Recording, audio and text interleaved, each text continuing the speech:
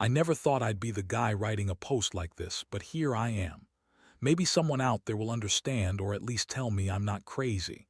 It all started on our anniversary weekend, something I thought would be special, a time to celebrate the years we'd shared. Instead, it turned into a nightmare I can't wake up from. My wife, Lisa, had always been the picture of reliability, smart, beautiful, ambitious.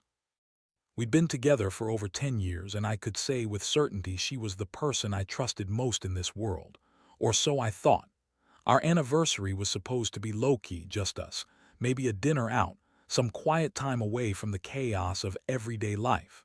She told me she was going out of town for a conference, a work trip she'd planned for months. Said she'd be gone Friday through Sunday. I left early Friday morning, packed my bags, feeling good about a weekend away for work, knowing she'd be back Sunday night. But something felt off from the start. I remember the moment I left, the way she kept glancing at her phone, the quick kiss she pressed to my cheek. She seemed tense more than usual. I brushed it off. I've known Lisa long enough to recognize when she's hiding something. Still, I told myself to focus on work. That's what I paid attention to. That evening, I was on a conference call. Somewhere around 8 p.m., I peeked at my phone and saw a flurry of texts from her, mostly work-related. Nothing unusual there. But then, a message from a number I didn't recognize popped in. A quick glance, just curiosity, and I saw it was a photo. A picture of her face, her hair, unmistakably Lisa, entering a hotel with a guy I didn't recognize. My stomach clenched hard. I stared at the photo, the background blurry but the hotel name enough to confirm it was the same one we'd passed a dozen times during our weekend getaway. My mind went ice cold. The caption read, "Can't believe I'm doing this. So sorry, honey. Sorry for what? Cheating, lying." That's when I knew. She wasn't where she said she was. She'd lied. I felt my palms sweat, my pulse thumping loudly in my ears. How long had this been going on? Had she been lying all along? I remembered the quick kisses, the late-night texts.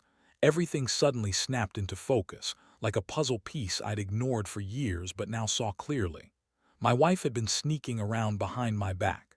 I stared at the photo for what felt like forever. My mind spun with a cocktail of rage, betrayal, and disbelief. What the hell was I supposed to do? I didn't want to jump to conclusions, but the evidence was pretty damn clear. She lied about her whereabouts, snuck around with someone I trusted, my best friend Mark no less. I felt a wave of nausea. My head throbbed and I clenched my fists so tight my nails dug into my palms. I didn't sleep that night. Instead, I lay staring at the ceiling, replaying every moment, the sudden tension in her voice, the way she avoided my eyes, the way she refused to tell me what she was really doing. I thought about Mark, my best friend. How many times had I seen him over the years? How many late-night talks, barbecues, golf days.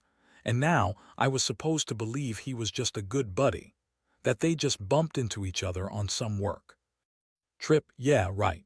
The next morning I got up early, the blood pounding in my head. I needed answers. I needed to see her, confront her face to face. I decided I'd drive to her supposed conference, but I wasn't fooling myself. I knew what I'd find. I needed proof, tangible proof, so I dug through the hotel's reservation info I somehow managed to get from a friend's coworker. Turns out she booked a room under her name, but I also found a photo on my phone, one I'd missed of her and Mark actually entering the hotel together, their arms brushing, their faces close. That's when I knew. She wasn't just cheating, she'd planned this. She lied to me for months, maybe longer. I could feel the blood rush to my head.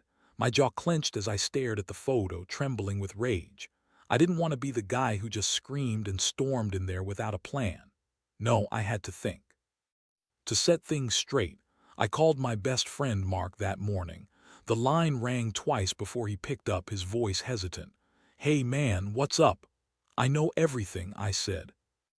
Voice cold. "You and Lisa, you're both full of shit. I want to meet now." I hung up before he could respond. The plan was forming. I was going to confront her and him, but I wasn't going in blind. This wasn't about shouting or throwing punches. It was about making her feel the weight of what she'd done. I'd take what she gave me and then I'd give her something she'd never forget. That's where I was headed. My stomach felt like a stone. I knew this would change everything. But I also knew I'd be taking my revenge. I just didn't know how far I'd go yet. When I got to her hotel that afternoon, I felt like I was walking into a trap I'd set myself. My hands were clammy, and my heart hammered so loudly I thought everyone in the lobby could hear it. I hung back in the shadows, watching her through the glass doors as she sat in the lobby, chatting on her phone, looking nothing like someone who was out of town on business. Her hair was loose, her face relaxed, completely different from the stiff, professional mask she always wore for work. Trips, I couldn't believe I missed all the signs. The way she'd been so distant lately, the little lies. I just ignored them, thinking maybe I was overthinking it. But now it was obvious. She'd been planning this for a while. I took a deep breath, feeling the knot tighten in my stomach. Then I slipped into the hotel, walking past the front desk with my mind racing. I spotted her near the bar, her hand resting on Mark's shoulder. My stomach twisted, a mix of nausea and fury. They looked so casual, so at ease, like they had no idea I was about to ruin everything. I approached quietly, but they both noticed me at the same time. Mark's face went pale, his eyes darted to Lisa, and she stared at me like a ghost. Her mouth opened slightly, but no words came out right away. "Lisa," I said, voice hoarse but steady, "we need to talk." She blinked, then her face melted into a forced calm. "What are you doing here?" she asked, her voice shivering just enough to betray her panic. "I saw the messages," I said. "The photos, everything. I'm not stupid. You lied to me about where you were, and you lied about who you were with." Mark shifted uncomfortably. "Listen, man, it's not how it looks," he said, holding up his hands. "We were just— I don't want to hear your excuses." I cut him off, voice tight with contempt. "You're supposed to be my best friend, and she's my wife." Her eyes flicked to Mark, then back to me. "I didn't mean for you to find out like this," she whispered. "It was just a mistake." "I swear I didn't want to hurt you." "You didn't want to hurt me," I shot back. "That's rich. You've been lying to my face for months, sneaking around behind my back. How do you think that makes me feel?" She looked like she was about to cry. The sight of her so vulnerable made my stomach churn, but I pushed it down. This wasn't about feelings anymore, it was about justice. "I want the truth, Lisa," I said, voice low and hard. "Right now, did you even love me, or was I just convenient?" Her lip trembled. "It was never like that. I made a mistake. Please don't make this worse." Worse, this was a disaster already. Instead of yelling, I took a step closer, feeling my fists clench involuntarily. "You're damn right I'm going to make it worse, because I want you to remember what you did, every single second of it." Mark finally found his voice. "Look, I was stupid, okay? I didn't mean for any of this to happen. I thought— Thought what? That you could betray your friend and get away with it." I snapped. "You're both pathetic." I reached into my pocket and pulled out my phone. "I have all the proof I need. The hotel records, the photos, your messages. I'm done being your fool." I paused, all my frustration boiling over. "Here, what's going to happen? You're going to leave now, and I want the keys to my house on your way out, and don't bother trying to contact me. I don't want to hear your lies anymore." They looked at each other, stunned. Mark looked like he wanted to say something, but I cut him off. "Get out. Now." They finally moved, Lisa grabbing her purse and hurriedly slipping on her coat, her face a mask of regret and shame. I watched them go, my chest tight, feeling the weight of betrayal settle deep in my bones. As they disappeared out the door, I realized this wasn't just about revenge anymore. It was about reclaiming my life from the wreckage she'd left behind. And I knew this was just the beginning. There was more I had planned. The fallout was inevitable, and I was ready for it. Every breath I took now was a step toward closure, even if it would take time to heal. I turned away from the door, my hands trembling slightly. I couldn't believe I'd let myself get caught in this mess. But now I was free. Free to rebuild from the ashes of her lies, and nothing, no one could stop me from doing that. After they finally left, I stood there in the empty hotel lobby, feeling like I'd been punched in the gut. My mind was racing a mile a minute, but there was a strange clarity to it all. I had the evidence, the proof, and I knew what I needed to do next. My hands still shook a little from the adrenaline, but I forced myself to breathe deep, slow. I had to stay calm. If I let my rage take over, I'd lose control, and I couldn't afford that now. I spent a good 5 minutes just standing there, trying to catch my breath and think clearly. The cold air hit my face, sharp and unforgiving, but it woke me up. I pulled out my phone, opened my email, and started drafting a message I'd send to Lisa. Not a long one, just enough to make her feel the weight of everything she'd done. I typed carefully, choosing my words with precision. Something like, I saw everything. The pictures, the hotel records, the messages. I want my keys, my ring, and all of my belongings out of the house by the end of the week.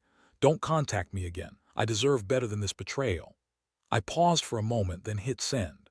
The message pinged immediately back as expected. No response needed. She'd get it soon enough. I tucked my phone into my pocket, feeling oddly lighter despite the ache gnawing inside me. My next step was clear. I had to go home, gather my things, and figure out what the hell I was going to do with her, what I was going to do with my life now. For the past few hours, I'd been walking around in a fog, but now everything was sharpening. I'd been betrayed by the two people I trusted most. That hurt worse than I thought possible. But I also knew I wasn't going to let this ruin me. Not entirely. I slid into my car, the engine rumbling to life. As I pulled out of the hotel parking lot, I couldn't help but replay everything I'd just seen and felt. Her face, her voice, Mark's guilty silence. I'd loved that guy. We'd been through so much together. How could he do this? How could Lisa? The questions kept swirling, but I pushed them aside. I had to focus. When I finally arrived home, the familiar scent of my house hit me. The quiet, the stillness, the feeling of everything being exactly where I'd left it. I stepped inside, trying to ignore the cold knot forming in my stomach. I went straight to our bedroom closet, gathering a small bag of essentials, some clothes, my laptop, a few personal items. I didn't want to linger or look around too long. I needed to control the moment. As I packed, I kept thinking about what I'd say to her if she came back, or if she texted. Honestly, I didn't know what I'd say yet, but I knew it wouldn't be pretty. I also knew I had to be strategic. I wasn't just reacting on impulse. I'd planned my next moves carefully. That's what revenge was: control, patience, making her feel the pain she'd caused, but on my terms. I'd already decided I'd send the keys and my rings, the last symbolic pieces of the life I'd shared with her, to her, via certified mail. Quiet, clean, done. That way I wouldn't need to see her face again unless I chose to. I was done giving her that power. She'd taken enough already. I sat on the edge of the bed for a minute, feeling the weight of everything. My chest tightened again, but this time I felt something else, a resolve I hadn't fully recognized before. I wasn't just going to walk away from this. I was going to rebuild. From the ruins, yes, but stronger. I'd cut her out of my life entirely, and I'd move forward one step at a time. I pulled out the small box I kept in my drawer, some photos, a letter from her, a few mementos of our old life. I looked at them, and for a moment I hesitated. But then I closed the box and tucked it away. No more holding on to illusions. No more waiting for her to come back and fix things. That's when I made the decision. My revenge wasn't just about giving her a taste of the pain. It was about reclaiming my dignity. About making her realize that her betrayal didn't break me. I was still standing, and I'd be damn sure she'd remember that. I grabbed my phone again, texted a trusted friend I knew could help me with the logistics. Someone who knew about legal stuff, maybe even a lawyer. I wanted to make sure I protected myself, got everything in order. No impulsive moves, just calm, calculated steps. That's how I'd win this war. And as I sat there, the house silent around me, a strange sense of calm washed over. I'd lost my trust, yes, but I hadn't lost myself. I'd find a way out of this mess, better, stronger, and finally free from the lies that had strangled me for too long. I looked around the room, a bitter smile tugging at my lips. This was the end of her chapter in my life. Now I was writing a new one where I didn't have to hide my pain or pretend everything was okay. I was done being the victim. It was time to take control, and I was ready to start. The next few days were a blur of cold calculation. I kept my distance from everyone, hiding behind a mask of calm. I couldn't let her see me break, not now. I needed to have the upper hand to make sure she felt the sting without losing my edge.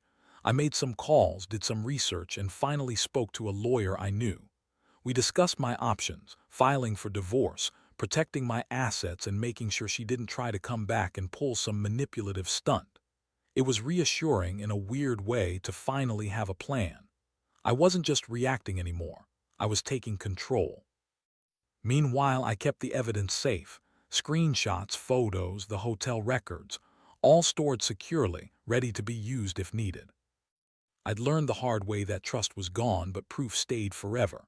I wanted her to remember that I knew everything, and I'd make sure she paid for it. One afternoon, I found myself at my desk, staring at the little pile of her belongings I'd gathered, her jewelry, some clothes, the keys to our house. I wasn't emotional about it anymore, just hollow. I knew I had to let go, and I knew what I was going to do next. I packed everything into a box, sealed it tight, and addressed it to her. No note, no explanation, just her stuff and the address. She'd get it, and that would be the last thing I gave her. I also decided I'd send her the ring I'd given her on our wedding day, not as a gesture of love, but as an ending, a symbol of the betrayal she'd wrapped herself in. I chose a courier that offered tracking and signature upon delivery. I didn't want any games. She deserved to know exactly when she lost me for good.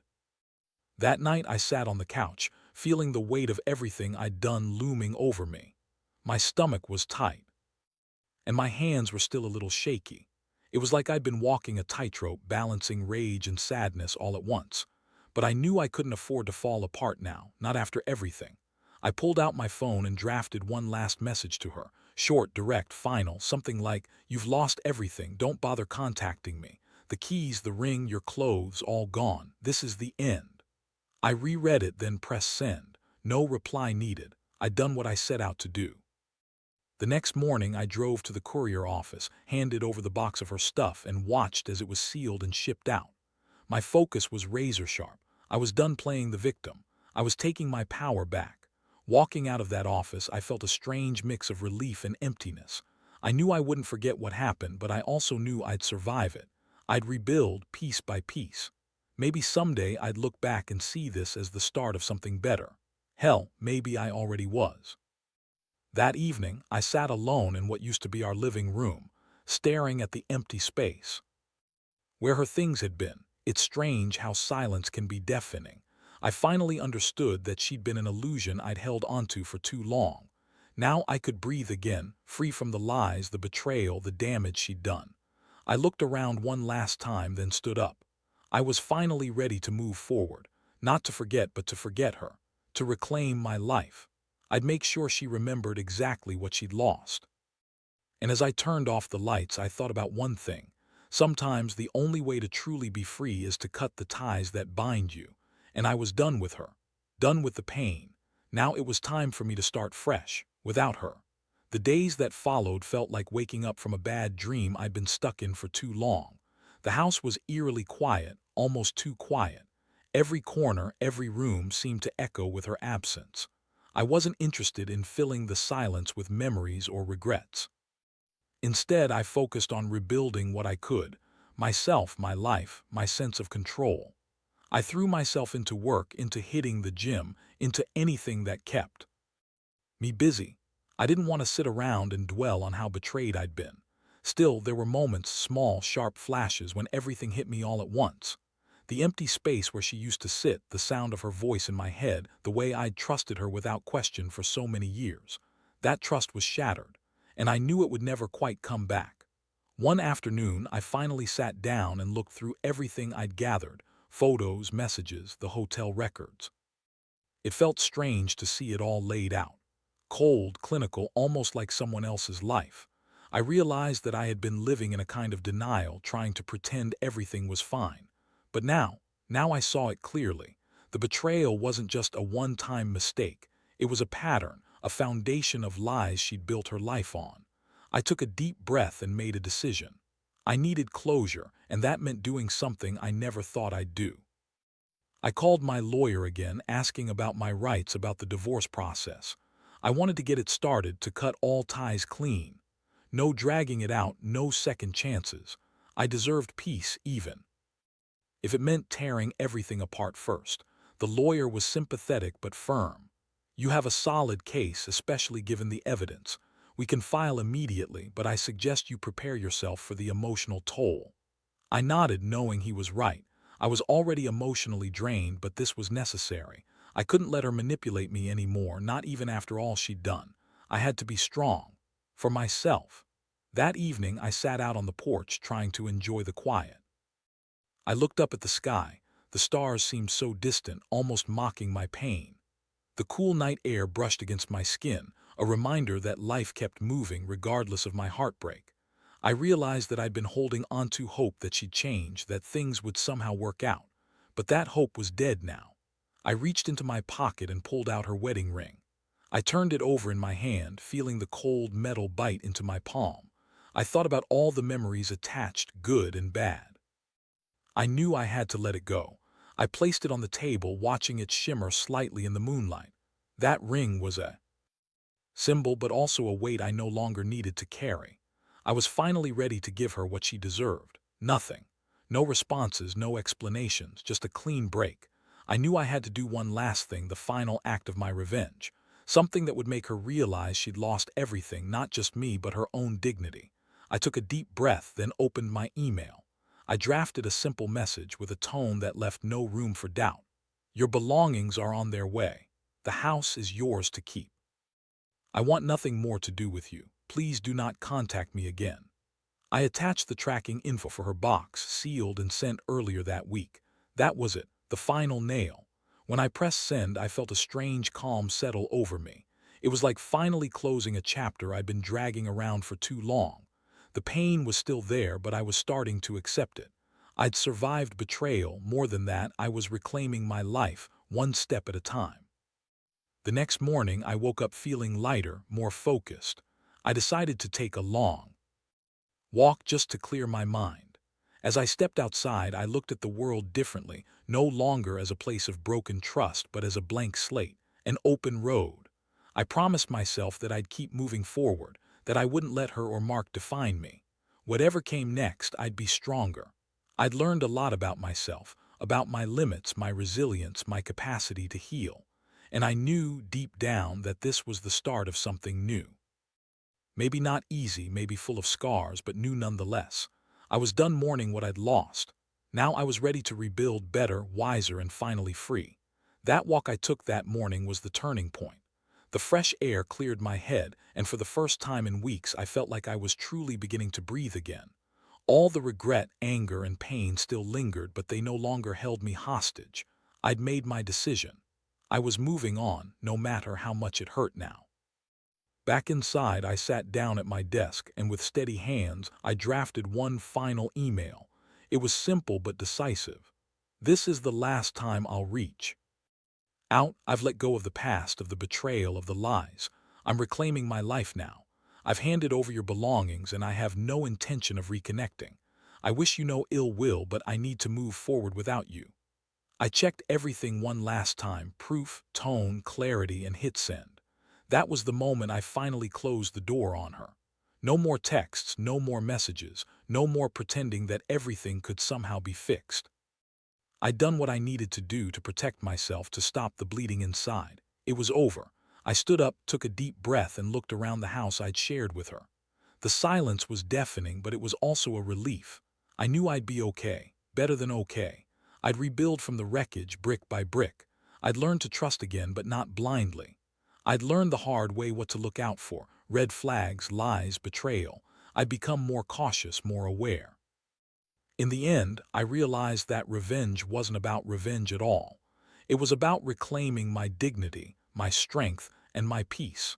It was about proving to myself that I could survive even when everything seemed to fall apart. The pain was real, but so was my resilience. I'd been broken, yes, but I was mended in ways I never thought possible. Closing the door behind me, I stepped out into a world that still spun on its axis. The future was uncertain, but I was ready for whatever came next. I'd taken back control, and from this point forward I was my own priority. The scars would stay, but they'd fade with time. What mattered now was what I made of myself, what I would become. And I knew that no matter what, I wouldn't be anyone's fool again. I'd learned my lesson, and I'd never forget it. As I walked away from that chapter, I felt a quiet sense of victory. Not because I'd got revenge, but because I'd reclaimed my life, whole, imperfect, resilient. And that was enough.